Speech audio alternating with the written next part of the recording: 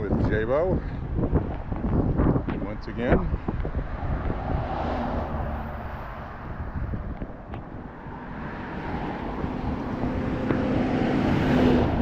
Hope you're having a beautiful day today on this Friday, April 4th.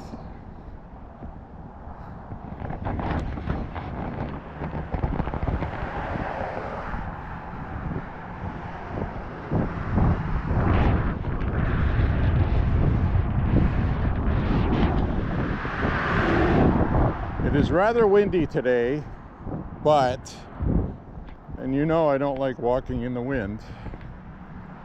However, it's in the mid-50s today, and while some of you in other parts of the country may still consider that to be cold, it's a nice break from the cooler than normal temperatures that we've had in Maine. And in fact, overnight tonight, it's going to get chilly, and the high tomorrow is going to be in the upper 30s, maybe around 40, which is definitely colder than it should be here. So I don't know what's going on with that. And we also have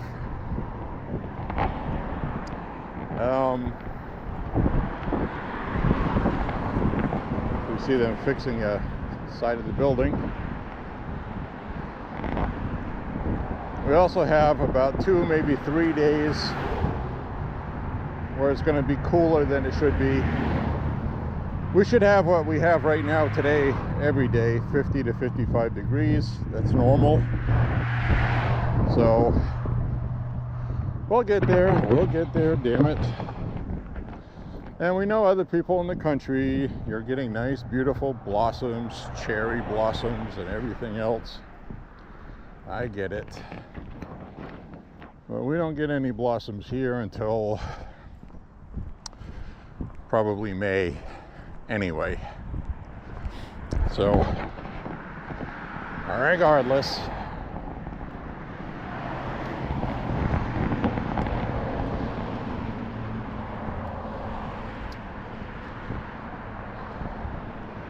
so I have some good news to share.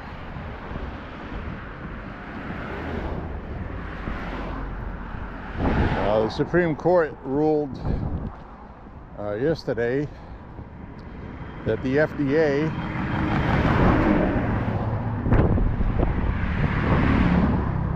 did not have the right to ban flavored vapes, people that like vaping. The FDA under Biden took it upon itself to ban flavored vapes because they say it attracts children. The FDA does not have the authority to do that. That is something Congress would have to pass, as in making it a law. You can't mandate private businesses to not sell something that isn't illegal. So that's basically the issue. That was just another attempt of government overreach because Biden wasn't the president. If you caught some of Jesse Waters' show last night, they had a very disturbing film clip. I don't even remember the guy's name, but he's been the president for the last 4 years. So on their last day, the staff was all gathered on the grounds. This guy walked out and got a big, huge ovation, applause. And it was obvious that this guy was the president and not Biden.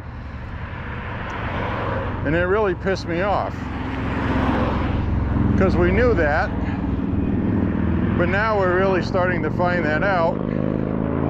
We got a lot of people that are writing books now talking about it, and the Republicans had damn well better set up a committee to investigate that, to make sure this doesn't happen again.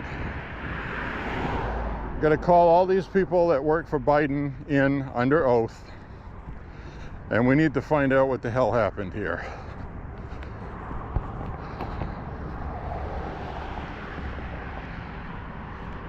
It's even worse than we thought it was, which it usually is. So we need to get that stuff out in the open, under wraps. That just has to happen.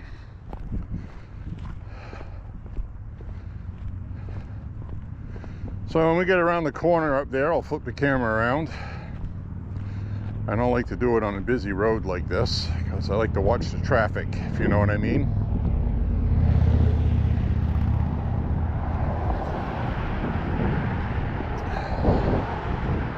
It is damn nice to walk today.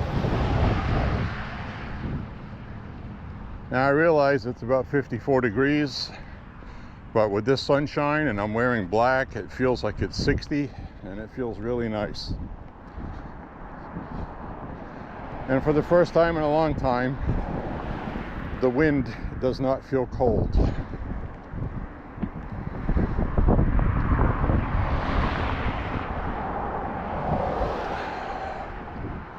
Now I do, however, today have the added issue of the toe next to my big toe on my right foot hurts because I dropped something very heavy on it yesterday.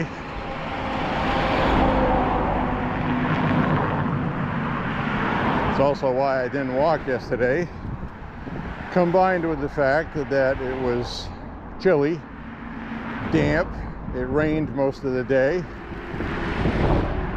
So I was like, well, I've been walking a lot lately. I'll just take a day off and go tomorrow. So that's what I'm doing.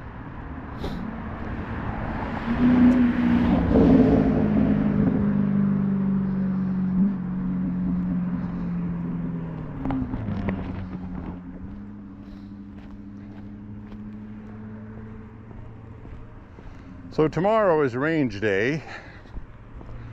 That should be nice as we get garbage cans rolling around in the road because of the wind. Like I say, it is windy today.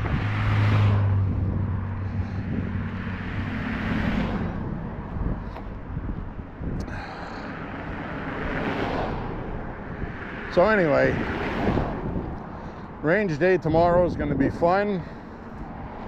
It's going to be a little cool. It is going to be chilly. It doesn't look like it's going to be windy tomorrow though, but this is definitely a front going through. It's going to go from warm to cold, but not as cold as it has been. So it'll be okay, and I think we're going to get some sunshine. But we're supposed to get rain later tomorrow night or afternoon, I believe. So we got a lot of jugs to shoot tomorrow, which is always fun. You've seen me pick some up on my walks. One of my brothers picked some up also.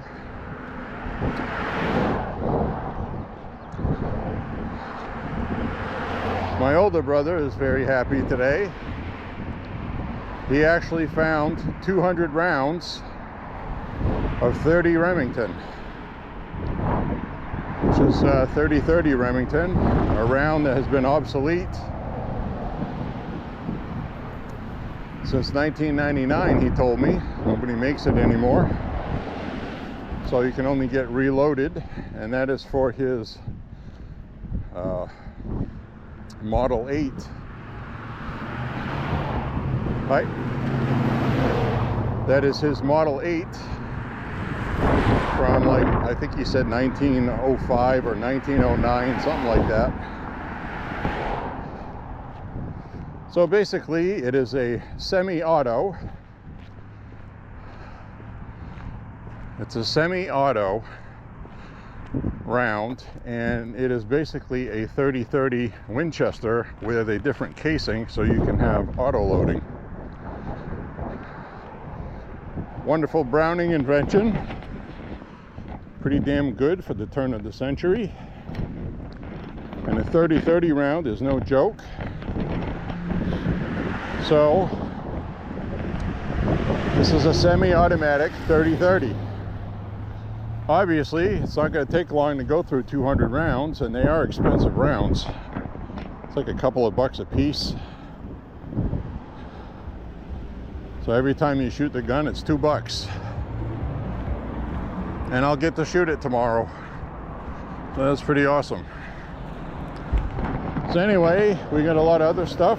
We got the new Canik Rival S in polished shiny steel alloy. The entire frame is alloy. I will do a review on that pistol and get it up on the YouTube channel shortly. I'm going to make sure I get some good shooting video tomorrow, which I should, if all goes well with the equipment. You never know when you're going to have a camera malfunction of some sort. So, flip this around now. Hi everybody, my favorite people in the whole world, my internet friends. So anyway, as I was saying, we do have some good news here in Maine for gun laws. We do have a couple of bills that ought not to pass, which was expected, and that would be the one, because we have constitutional carry here, so we already have permitless carry, and they wanted to, the Republicans here wanted to amend it to include, thought I heard something, to include being able to go into state parks. Because with permitless carry, you cannot go into state parks currently, or government buildings. You can if you have a permit, which you can get from the state of police, Maine State Police can do that. But a lot of people don't. And it's probably a good idea to actually do that for a couple of reasons. One, you don't have to worry so much about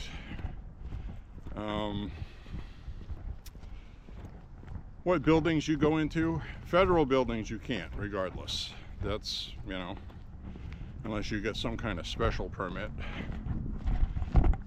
But the reason why it's good to get a carry permit from the state police in Maine is one, you can bring it to more places. Don't have to worry about it so much. And also, the other amendment that ought not to pass, which was in this bill, was that if you get pulled over by the police, you don't have to inform them that you are carrying a firearm.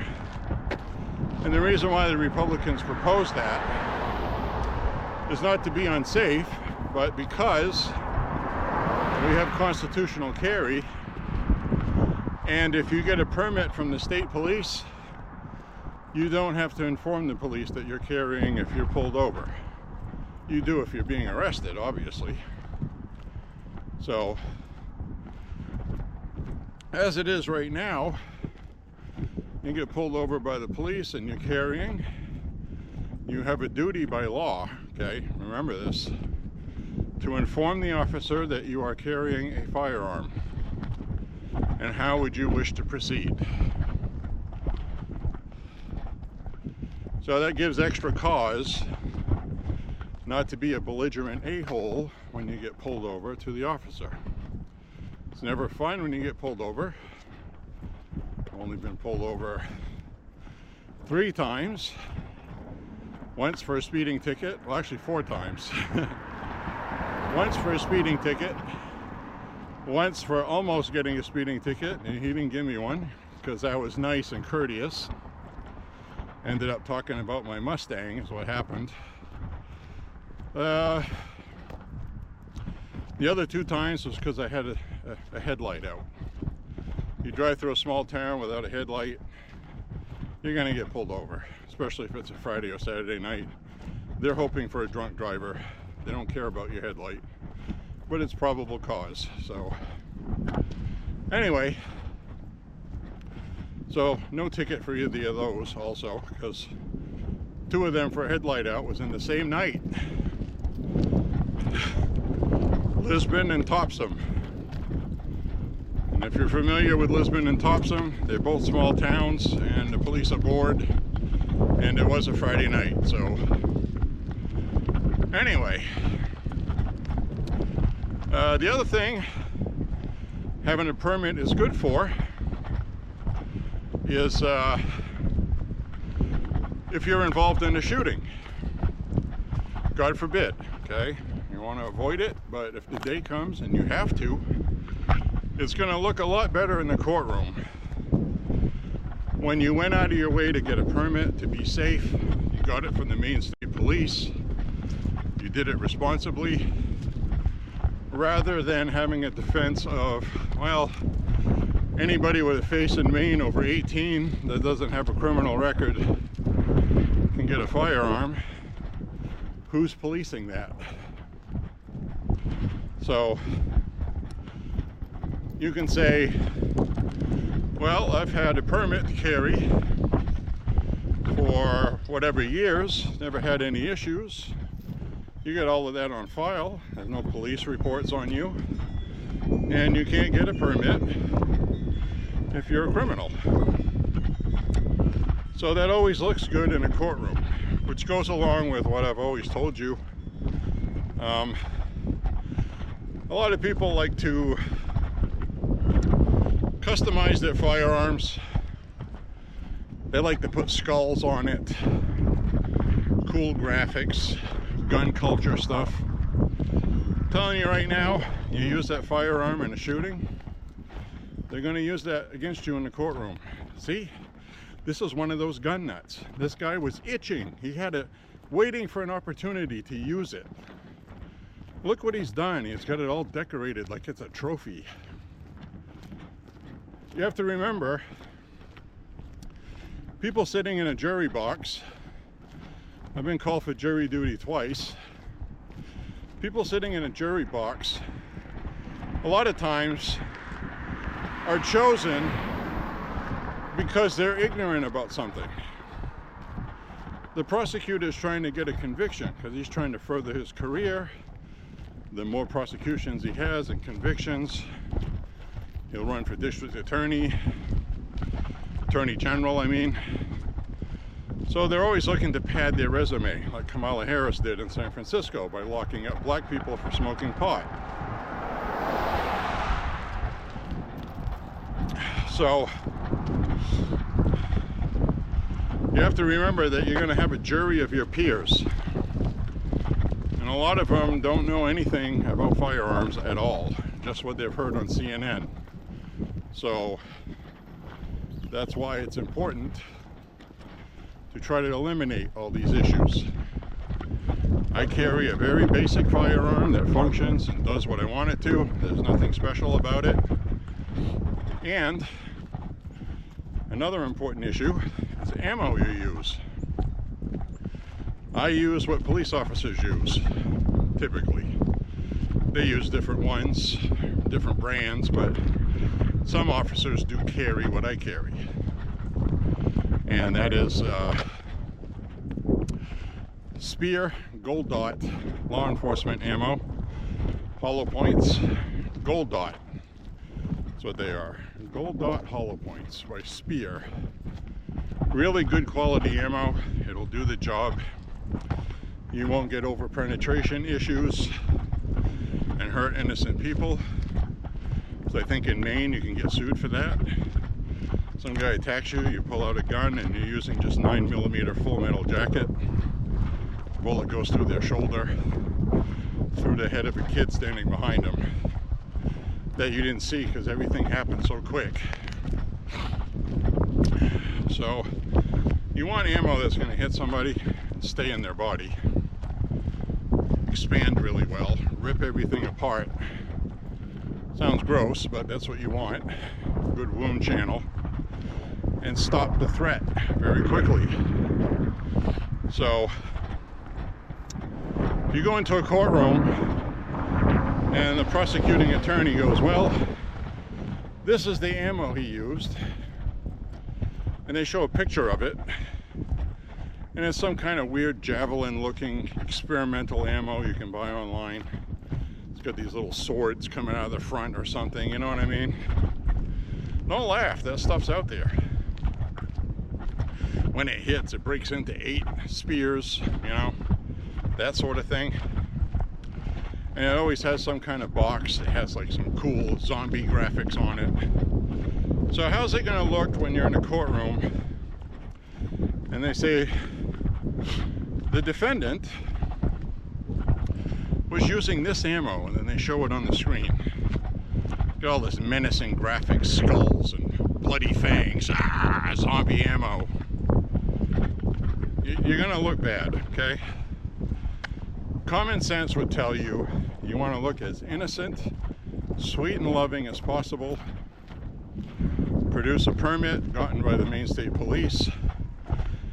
You train with it, you got the proper ammo, you're educated on it, you can answer all their questions about firearms in the courtroom from your defense attorney to show the jury that you know what you're talking about. And you know, and then you have to put the fate of you going to prison for 20 years in the hands of a jury because, well, you know how the narrative in Maine goes for that. So, you know, you're fighting uphill all the time. So why make it more difficult? These people want to lock you up for politics because they want to get reelected. And they play hardball. You're sitting in a courtroom without much of a defense, maybe without much money to defend yourself, and you're trying to stay out of prison. So use your head, you know, use some common sense. And, you know, I used to carry a firearm like that. I had all these cool things added onto it, and it looked awesome. Bring that to the range, not for your carry. Just carry something basic, plain, pretty much out of the box. Don't modify the trigger, because that'll come up too. Oh yeah, he's portraying himself as a basic, modest, responsible gun owner, but he took the gun apart and he modified the trigger to make it easier to kill people with. That's how they'll sell it. So you need to be very wary of that stuff. That's not to say that's going to be enough to send you to prison, but what I'm saying is it gives them ammunition, no pun intended.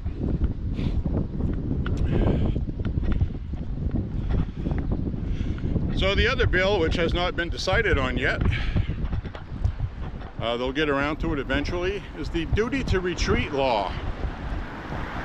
Duty to retreat. That is a conspicuous law that is very difficult for any average person to determine at the moment that you have to determine it. Because there's so many different scenarios. They could name 100 different scenarios in committee, and then the real life event that happens to you is completely different than the scenarios that were presented when they were voting on the legislation. So, duty to retreat. And it's unlawful to use lethal force in Maine if somebody's breaking into your car, for example. Even if you could have stopped them, even if you could have done something like shoot them so they don't steal your car, the only time you can use lethal force without duty to retreat is somebody breaking into your home and you're at home and you're forced to defend yourself. And even then, they're going to try to grill you and ask why you didn't take extra precautions to not have to shoot them, for the aforementioned reasons I mentioned earlier. So,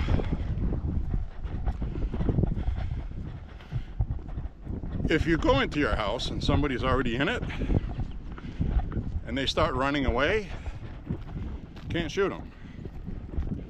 You have to let them leave, even if they got their pockets stuffed with the safe they just emptied or something like that.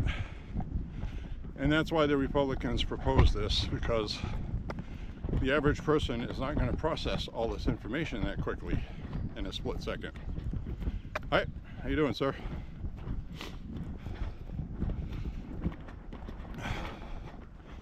So, hopefully that makes sense.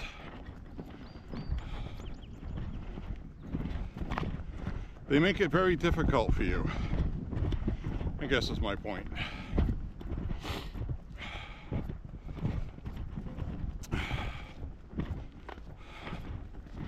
Anyway,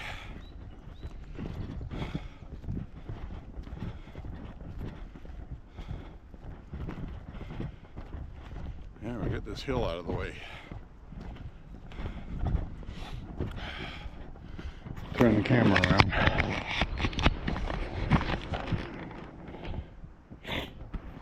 Yeah, pretty steep hill right there coming this way. So anyway, as I was stating, we got all of these issues.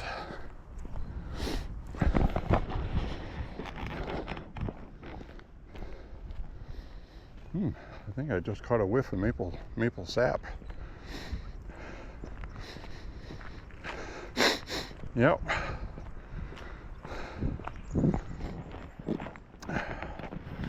You got all these maple syrup buckets. See that?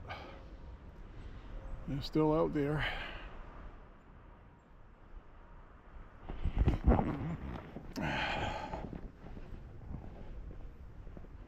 Across the street here.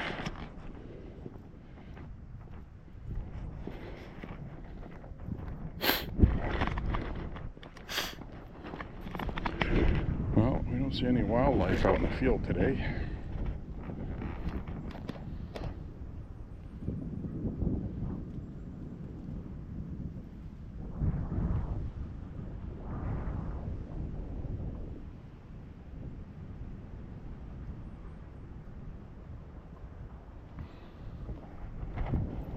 Beautiful day. If you can see it or not on here, the moon was out in the afternoon. We got an afternoon moon.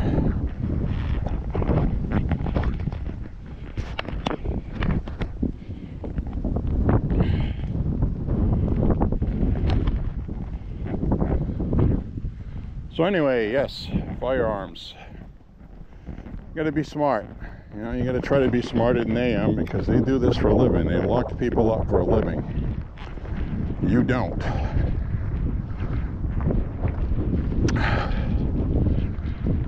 You don't want some defense attorney who just finished up interning either. Nothing against people doing that, but you know, it's not his rear end that's going to jail for 20 years, it's yours.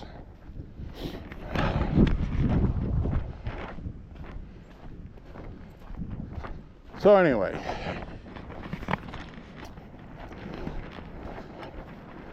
magazine capacity is ought not to pass. All right, LD 1109, that was the big one. But, and there's a but. There's always a but, isn't there? While it states ought not to pass, two legislators kind of interrupted that. It's still listed as ought not to pass, but they are going to force a vote on it. And the sticking points were they didn't retro in the magazine law the way they worded it. The bill as written was stating that all the magazines that you currently own, you would have to either convert them to 10 rounds or turn them into law enforcement, or else you'll be charged with a Class D crime. One, there's no gun registry. There's no magazine registry. That's number two.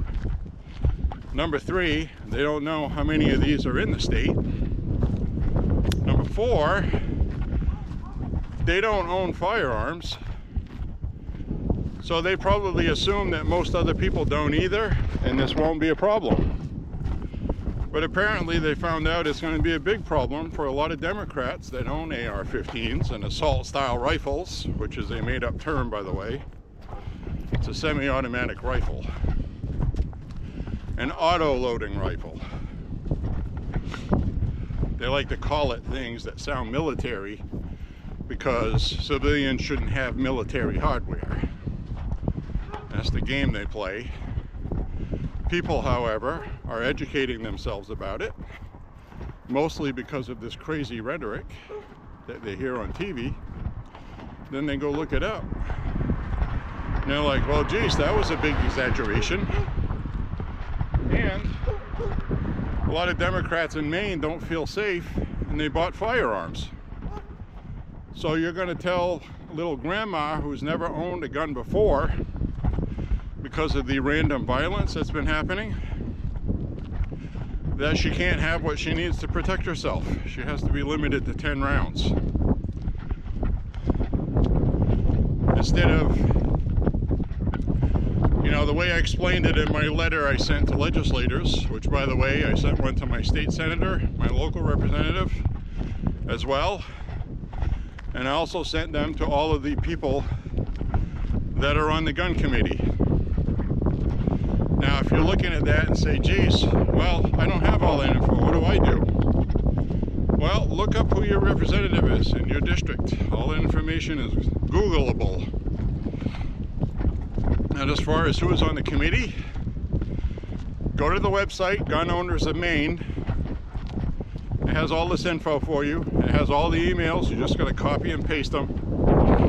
And there was one legislator whose name was O'Halloran. They put the apostrophe in there, and you know you can't use that with email, so it was giving an error when trying to send it. I had to figure out which typo it was, which it did. So anyway, I wrote my letter. Always be respectful. In your subject line,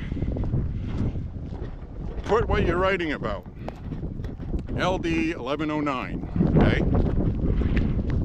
Then put whether you support it or not. I do not support.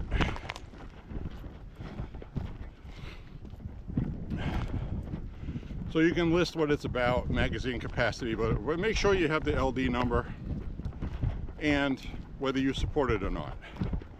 Because they're scrolling through these things. And your email may never get read, but depending on how many they get. I will say my Democrat Senator Peggy Rotundo, who's lost in space on these issues, she does personally answer every email I have ever sent her. So, and sometimes that's kind of fun because she voted for giving our electoral college votes to the national popular vote winner. So of course I had to rub it in when Trump won, but I did it respectfully. But she replied back with, well, I support it and that was fair, yada yada yada. So in public she probably tells people she thinks Trump cheated somehow. I don't know. But anyway, point being, in this LD 1109, they didn't retro in magazines. So I explained to them just one 30-round magazine for a Ruger Mini 14 is anywhere from $35 to $55. They don't drop the price considerably because it holds less bullets. So the 10 or 20 round magazines are also pricey. Just a friggin' optic rail for a Mini 14 official one on the Ruger website is $60 for a for a polished stainless steel one. If you own the stainless steel, like we have the Mini 30 in stainless ranch rifle. So those rails come with it when you buy it, but if you lose it or you need an extra one for whatever reason, they're expensive. Also, now you have to modify a 30-round magazine to hold only 10, even if they retro this in, okay? So people are waiting to see what the amendments are going to be to this. And the good news is there's already 2 Democrats that issued this amendment. They said, even though it's ought not to pass in committee, they want to amend it and then have a Senate vote and then a legislative House vote. They want to change the retro rule so you can keep the magazines you have now and not have to turn them in or be punished if you don't. There's thousands and thousands and thousands of 30-round magazines in Maine. It's like, even if they pass this legislation, people are just not going to buy new magazines. They'll buy the used ones because there's an endless supply. So now they're going to have to pass laws. You can't buy them online. You can't buy used magazines in Maine. And this adds, it's just not going to go anywhere. And how you know it's not going to do well, even if they try to pass it, is 2 of the people that wanted to have these amendments that are Democrats that don't want to quit on this. One of them suggested dropping it to 20 rounds instead of just 10. So you can have 20-round magazines. And because most handguns hold less than 20, most semi-automatic rifles hold less than 20. So they're doing it that way. It's like, well, what's the point of passing it when 80% of the people have a 20-round magazine already? Even my Mini 14 I have. I got a 30-round magazine and I have a couple of 20-round magazines. So the other Democrat went even further and said, okay, let's have 15-round magazines. I don't recall any legislation in the country anywhere where there's 15 rounds in a magazine. So, and this all has to do with handguns, okay? The main purpose of this is to stop mass shootings. So now they're going to punish the Democrat handgun owners, and there's a lot of them in Maine. Thousands of Democrats in Maine own firearms. So, because they don't feel safe. They want to protect themselves and their house. They don't want an AR-15. They think AR-15 should be banned. Okay, the Democrat that wants the AR-15s banned, Mini 14s, AK-47s, they want their friggin' firearms. They just don't want those firearms. You follow? And that's how Maine is. People here love their guns. It's a gun state. So last year they passed 72-hour waiting period, and we have the yellow flag law. And as far as the best of my knowledge, besides being able to sell used firearms online now without an FFL license, you can't. Those are the 3 changes they made last year in response to the mass shooting we had, which none of the things they passed prevent mass shootings. Not a single one. In fact, even this new magazine capacity bill, which is another thing I mentioned in my email, Robert Card was in the military. He had legal access to firearms that hold high capacities, which again, that's another mislabeled talking point term they use to make them sound bad. There's just magazines. They're not high capacity if they own 30, hold 30. So Robert Card was in the military, National Guard. First started showing signs at a U.S. Army base in New York. Police went and talked with him. He said people were saying he was a child molester. They were talking behind his back and saying things about him, and the police were telling him none of these people claim any of this is true.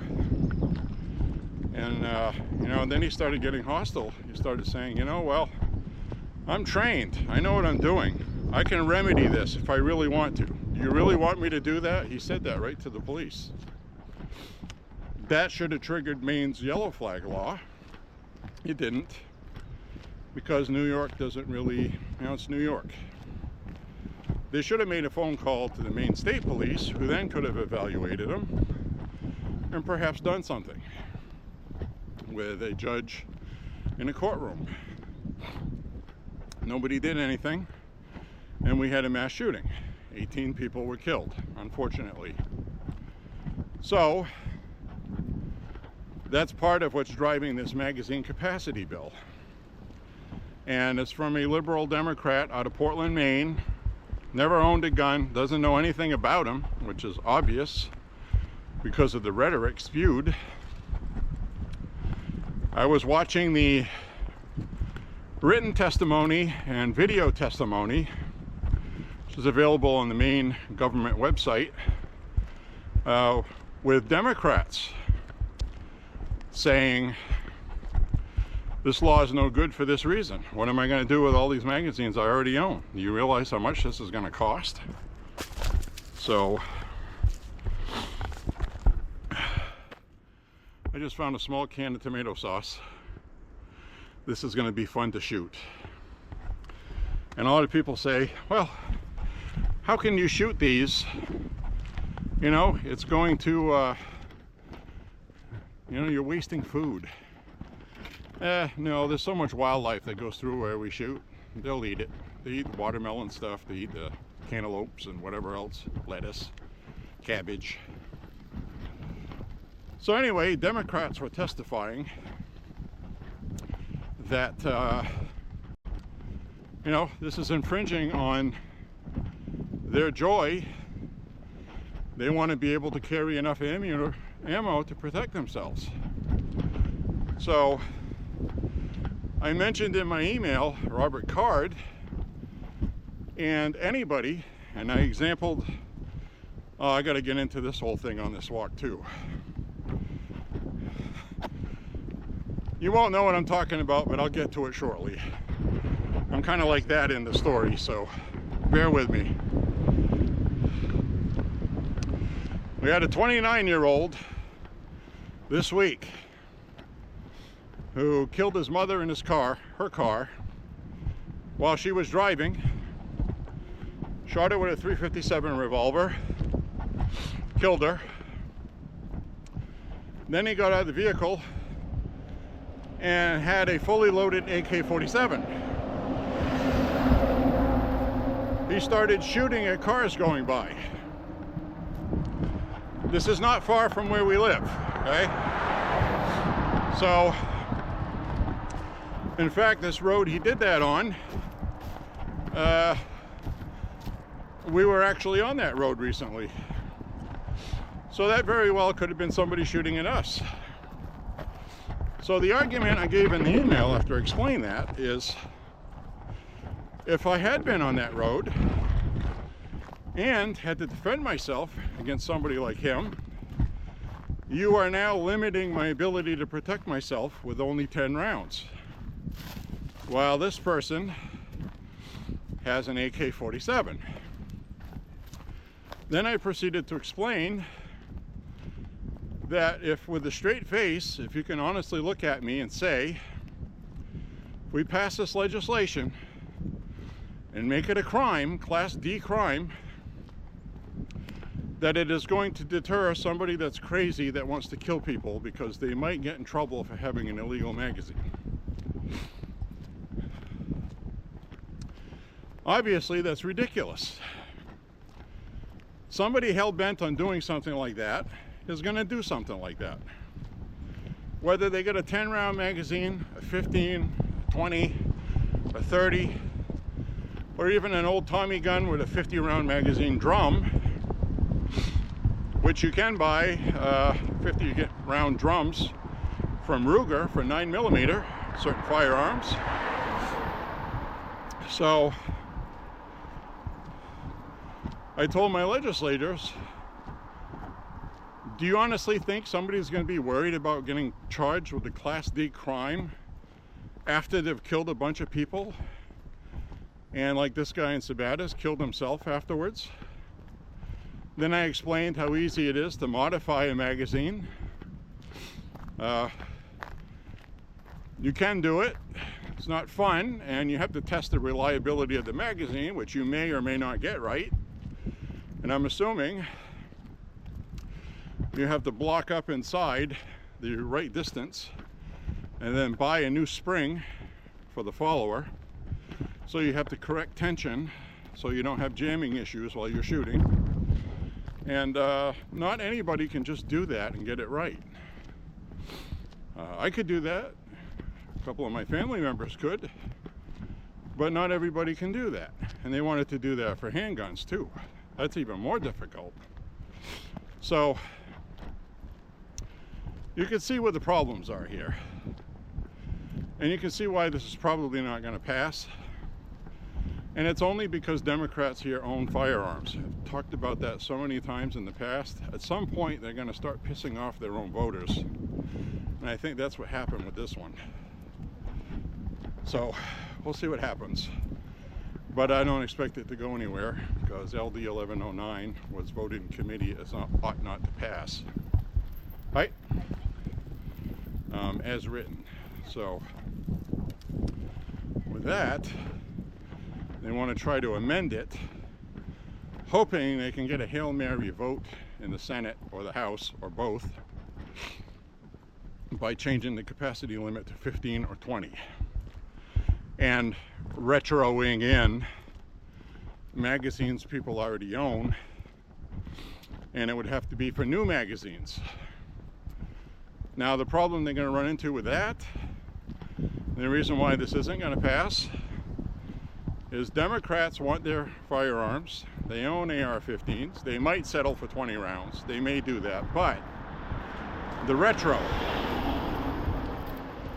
How are you going to know if somebody just buys a new magazine as opposed to just buying a used old one? Because of the retro they threw in there. You can't. Unless you make it where you get new magazines, you can only buy it through an FFL, and a federal firearm licensed gun seller must do a background check when you buy magazines. That's what they do in Illinois, I think. It's the only way you can make this stuff work. Maine's not at that point. There's literally no gun restrictions in Maine right now. None, zero. So you can shoot suppressed, you can shoot 30 rounds, 50 rounds. You know, that's the other problem. We have a 1927 A1 Thompson replica. It's good. It's a Tommy gun, like you see in the old gangster movies. It's got that big round drum. There's a video on the channel for it. Even shows how to load it, load the magazine, which is one of the things YouTube put a strike, not really a strike on my channel, but they pulled my video down until I changed the age limit on who can view it. So I had to change it to over 18 because it shows how to load a magazine. Something like that sounds silly to me, but apparently that's the rules. So anyway, what do you do with a magazine like that? That friggin' drum magazine is worth almost $400. They're hard to find, hard to get, and when you buy a brand new one that's a repro, it's $400. You find a used one, an original one, it's probably $2,000 just for the drum magazine. So they don't think of these things. And there are a lot of Democrats here who own cool things like that, firearms, And they're like, wait a minute, if you pass this, what am I going to do with this that I paid $3,000 for? Now it's a paperweight because you're afraid somebody might go crazy, maybe, and kill people. I don't think somebody that's willing to kill people is willing to obey a magazine capacity law. So this is common sense that people have that legislators don't.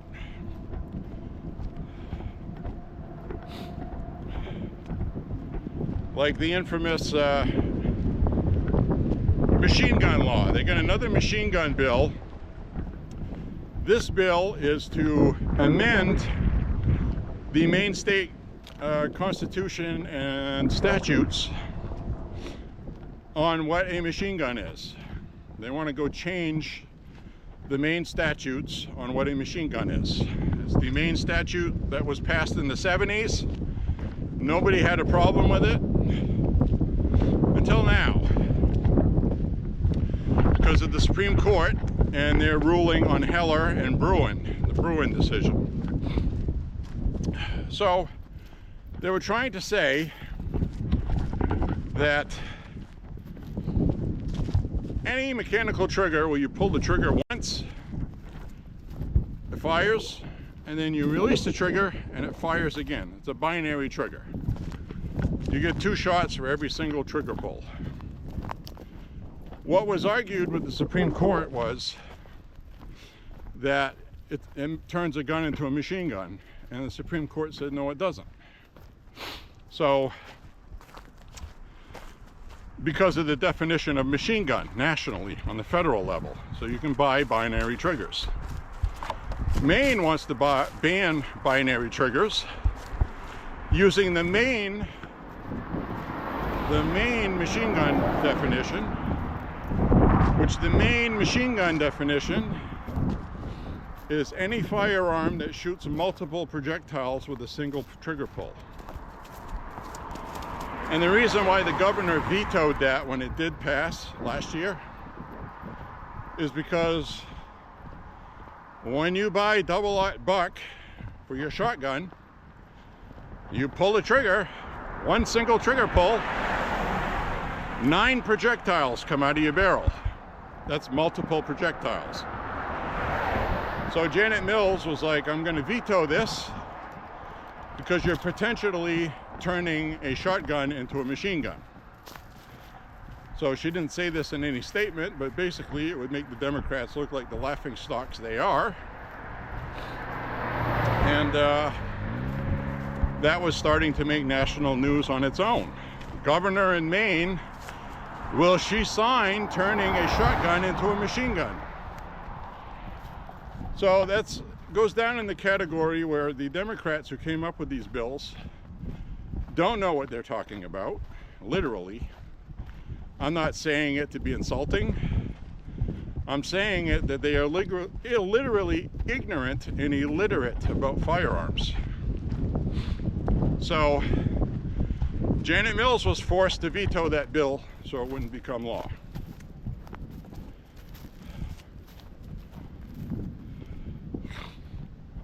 So anyway, they want to rewrite it as the same as the federal law.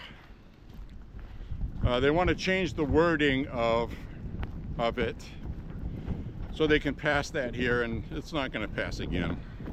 I know it won't, because they're not trying to pass new legislation for it. They're trying to amend the law as written so they can go ahead and pass that later on. So then they can go ahead and call your Mini 14 a machine gun or whatever. So Democrats basically, they just want to take your gun rights and your firearms.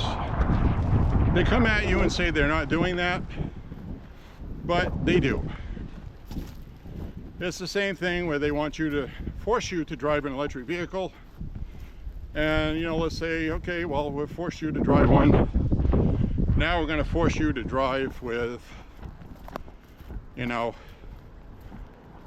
square wheels. We'll just make something up. And you have to, because they said you have to. But they'll turn around and say, well, we're not infringing on your rights. You can still drive, right? That's their logic. You know, in Ireland, you can own a shotgun, double barrel. So technically in Ireland, you can own a firearm. But you need a license, you need a psych exam, you need a police precinct to okay your purchase. You need to demonstrate you can be safe with it at a range with a police officer there. You can't put it in your car unless you're going to the range. Has to be dismantled when you transport it. You can only shoot it at a range, and you can only use it for trap shooting, which is shooting skeets or clay pigeons or whatever. You have to be licensed. It's an expensive license. So, yeah, you can own a shotgun in Ireland, but you can't really enjoy owning a shotgun in Ireland. You have to belong to a shooting club. That's the other thing. So, who the hell wants to live like that? This is the United damn States of America. You know, fuck you on that stuff. And my analogy for driving's not even a constitutional right. It is not a right, it's a privilege. Owning a firearm is not a privilege. It's a guaranteed right in the Constitution of the United States of damn America. So, in one of the letters I sent, I mentioned if in 2020, because people were killed in riots, fires were started, how would the Democrats feel if the Republicans were trying to ban peaceably assembling unless you had a permit? You can enjoy your First Amendment right to protest and free speech, but you need a permit to do so. You have to demonstrate that you're not going to have it turn into violence, yada, yada, yada. Because then, if you do have a protest and it turns out to be violent, then you are civilly liable because you got a permit to do it and you're responsible for what happens at it. Well, this would obviously be a weapon used by the left against the right, who the right would have to get a permit to protest, or, you know, anti-gun legislation. You show up and protest, right? Bullhorn. I want my guns! Well, if a fight breaks out, somebody gets hurt and killed, now you can be liable to be prosecuted. So, and it's a constitutional right, just like owning a firearm is. So what's the difference? Half the country burned down, people were murdered, and you see where I'm going with this. This should all be common sense. But you're dealing with Democrats, and that doesn't exist with them. Only political narrative, political power, and you should really seriously ask yourself why they're so emphatic about disarming the public. Every country in the world that has disarmed the public ended up being put in camps because they tested positive for COVID, or if they didn't get a shot, they were fired, lost their jobs, prosecuted in court. See what I'm saying? The only places that didn't happen was the country where you can own firearms. So,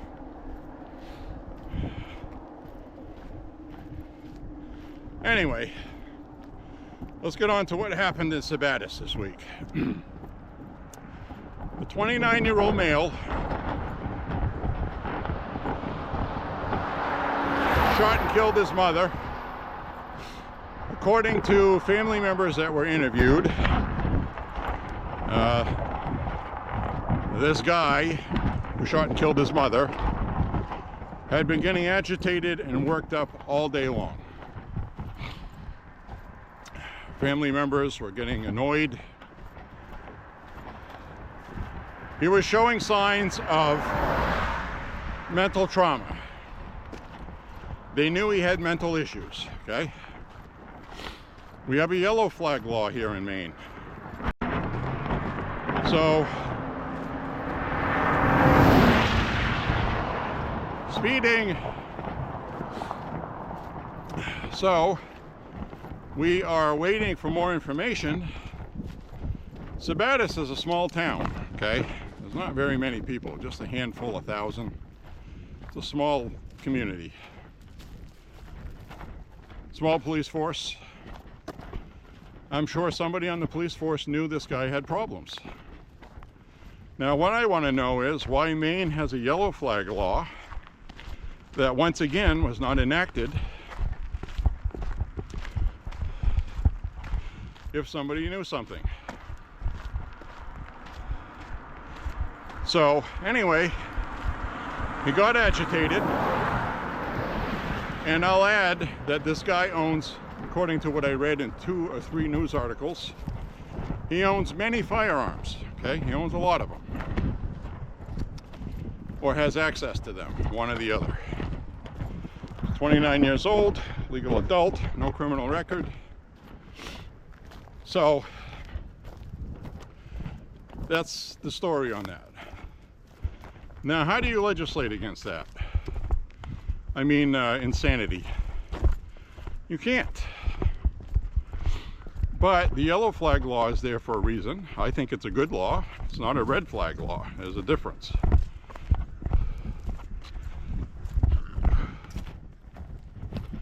Yellow flag law is somebody says, well, I think this person might be a problem. The police go and talk with him, say, you know what, maybe he is. All right, so now they're going to go petition a judge for a warrant for his firearms.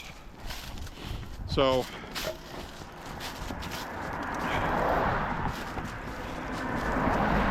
that keeps the rights of the citizen intact. You have to prove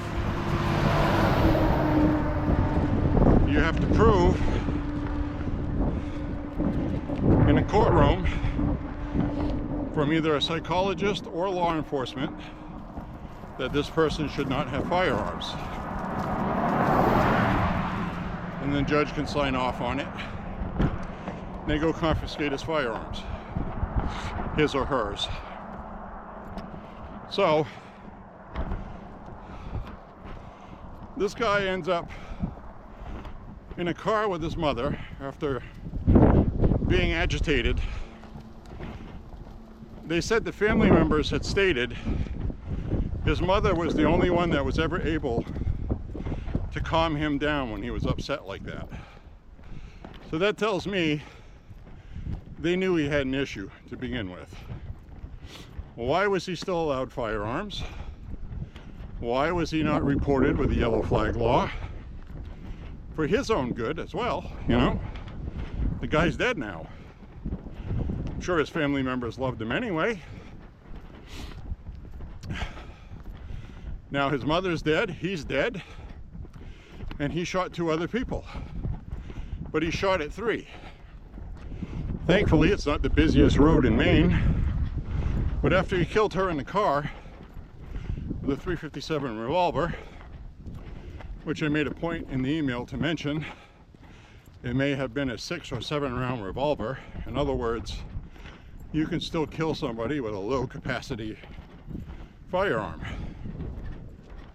.357 Magnum revolver is either going to have 6 or 7 rounds in some of them. So we have one that holds 7, and I have another one that holds 6. So anyway,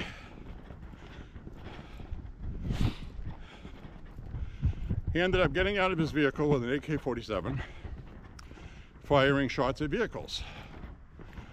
He did not fire more than 10 shots. So the magazine capacity limit would not have mattered. So I mentioned that in my email.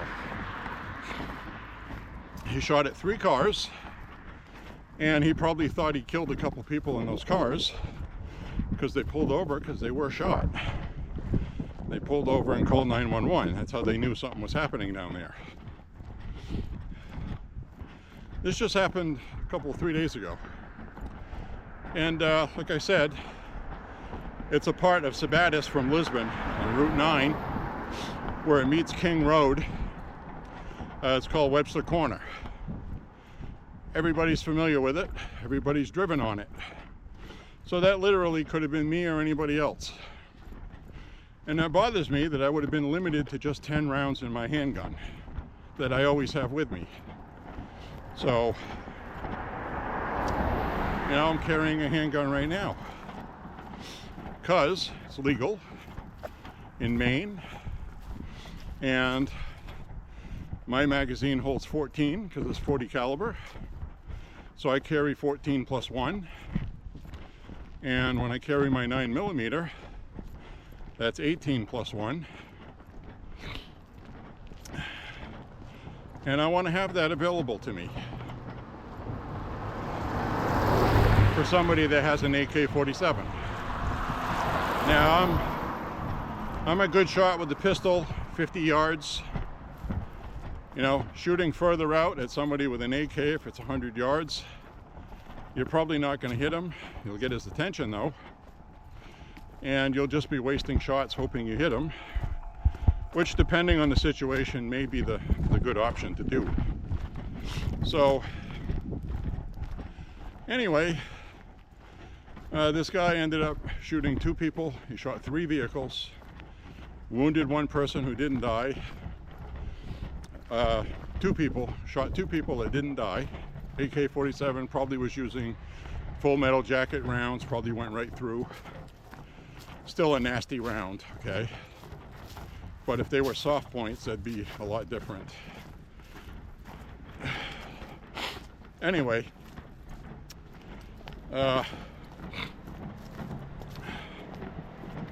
so that's what happened, okay? He didn't even fire 10 shots. Killed his mother with 1 shot. So,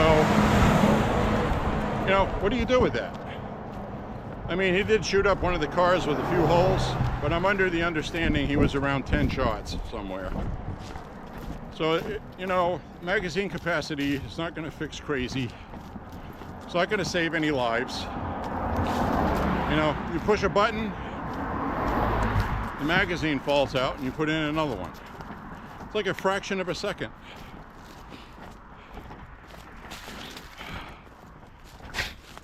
So, it's not a practical solution. So what I told them in the email is I'll support the mental health aspects. We have a mental health problem. We don't have a gun problem. This person could have gone and rented a U-Haul and ran over people in a parade. And try to use things that have happened so, you know, they could say, yeah, you know, I mean, what are we going to do? Start regulating U-Hauls and cars? And you can't legislate against crazy, okay? We have a mental health issue in this country. It has nothing to do with firearms. So you're going after the wrong thing. You know? So we need to be polite to politicians, try to make sense to them. Hopefully they'll come around. And thankfully the public is educating themselves a lot more than they were before. So, but the bottom line is, in Maine, people love their magazine capacities, and Democrats love their firearms. They don't want their rights messed with, and the Democrats have been trying to push that, and they're finding out it's, you know, it's not going anywhere. Even before the 3 pieces of legislation they passed last year, they made many attempts to pass legislation.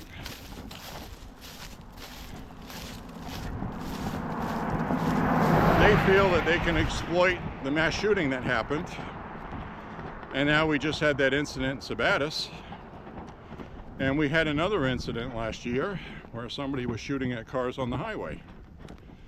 So magazine capacity isn't going to solve that. They're still going to do that.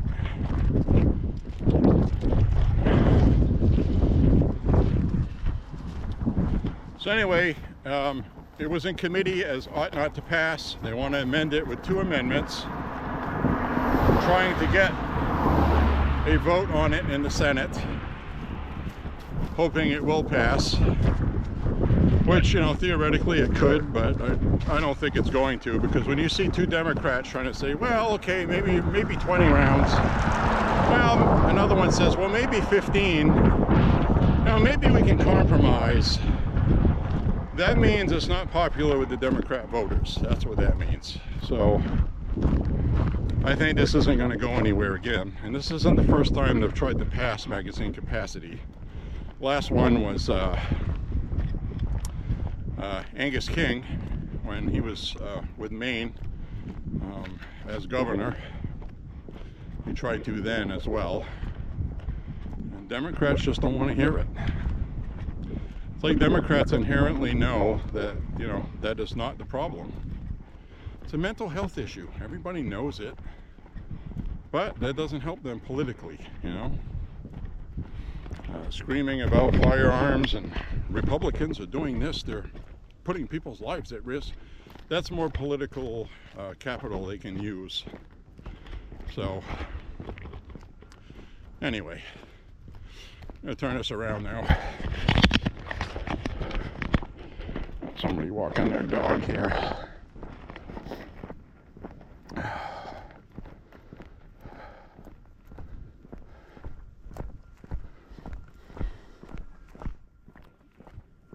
Hi. Hi. Finally got a good day to walk. I know, it's beautiful.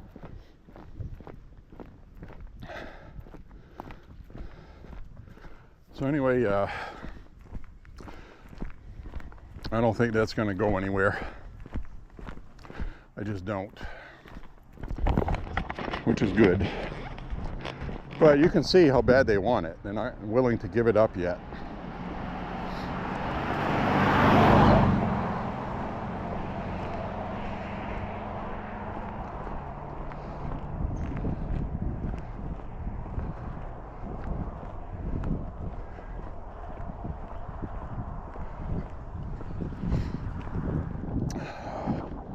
So anyway, we're going to be walking past one of the state representative houses that I actually emailed on this issue. Just up ahead here. He's my local representative here in Lewiston, Mike LaJoie. LaJoie in English, in French is LaJoie.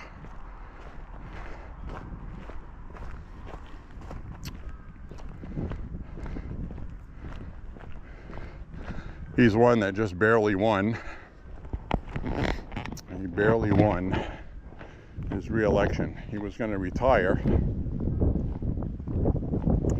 But the reason why he didn't retire is the Democrats in Maine asked him not to, because the Republican, who was a Lewiston City Councilman, was more than likely going to win if Mike LaJoie didn't run. So of course he ran. They had to do a recount. It was very close. But Mike LaJoie won re-election. He's the same guy that told me with gun legislation, yeah, I'm going to vote to support the gun stuff. We'll let the courts settle it. You know, whatever the courts say is okay with me. You know, in other words, I'm too intellectually lazy to get involved, and I want to keep my party happy. Well, he's not going to support any of this stuff. I sent him an email anyway. I called him a couple of times, and nice guy. But, you know, boy, he's wrong on a lot of issues. However, he did not support the child to transition trafficking bill, as I called it, giving sanctuary to trans kids to come to Maine. If their state says it's illegal, they can come here. He did not vote to support that. it passed anyway. And if his vote would have decided whether it passed or not, he would have voted for it. That's what I'm saying. So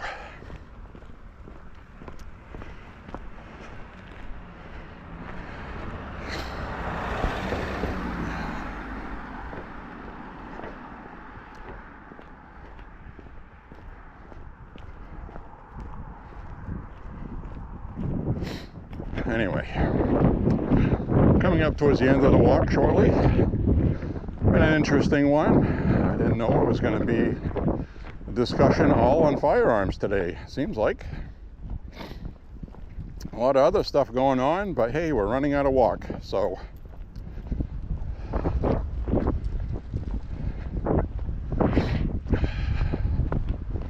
you know, it's one of those things. I'm happy to be in Maine, where Democrats like their guns, so I know gun legislation's not going to get too crazy here. We may have a couple that we lose, and we may get some we win. I mean, look what we won. We got constitutional carry. I'm carrying a firearm right now because Republicans won in 2015. This got passed and got put on the ballot for people to vote for. Instead of doing what the Democrats do, forcing through legislation, denying a way for voters to vote for it, like they did with the Title IX special rights bill for trans people. So, anyway, this is where that state representative lives, across the street here. Mike LaJoy. His lighthouse on his lawn. Assuming that's his wife there.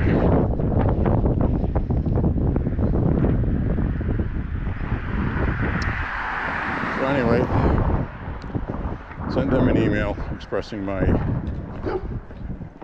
Hey, dog. Hey, doggy. Always check when the dog comes at you like that, if they're tethered. As soon as I saw the tether, that was okay with me. But you're nervous for a second. And I already know what I would do because I just did it. You just react to things, and I immediately was ready to go underneath my sweatshirt and get ready to pull my pistol to defend being eaten by a dog. And I don't want to have that argument with the police officers. I'll probably get charged for a crime. You never know with these people. So anyway,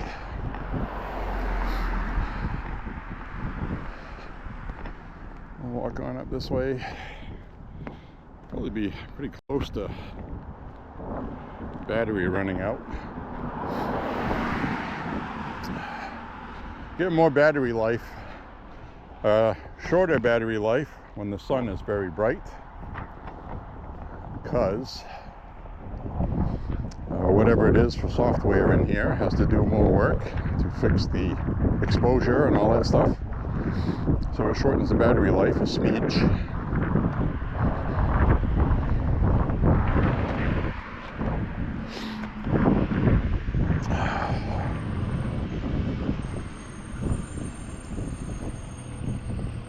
Thanks.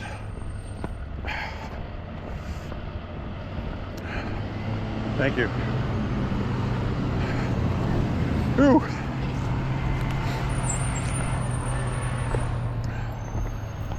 School bus stopped and let me cross. I'm surprised. I was gonna, wait for the bus to go by. That bus right there.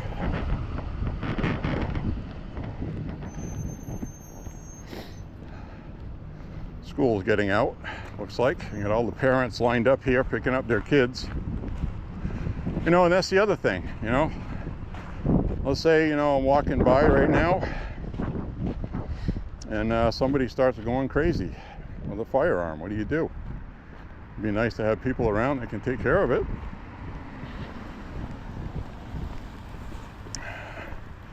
Kind of stupid not to, really. But Democrats don't want anybody around to stop it.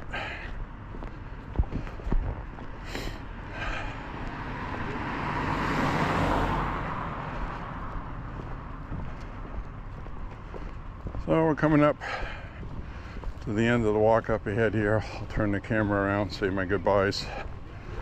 Battery is going to run out any second though. So, well, we got a little bit left. Got a little bit left. I might make it this time. All these people lined up. Give me my kids.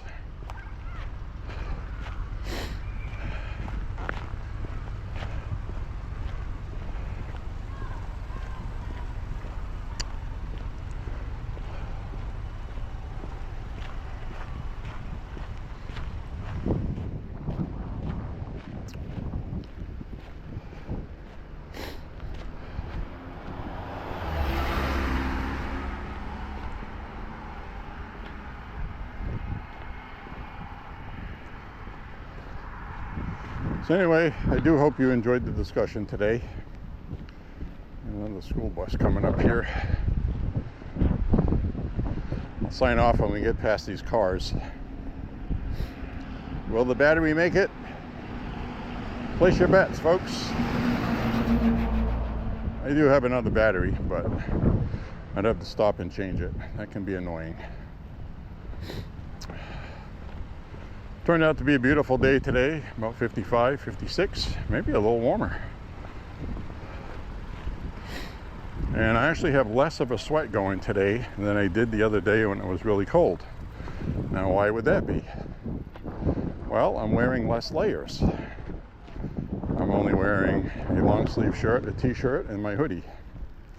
Normally, I would have an extra layer in there, something thick and warm. Which is why it's important to dress in layers when it's cold and less layers when it's warm. Anyway, this is almost out. Well, click like and subscribe, share the content. Hope you enjoyed the walk today. Hope you think about some of the things I talked about, and we'll see you on the next walk, friends. God bless you and President Trump.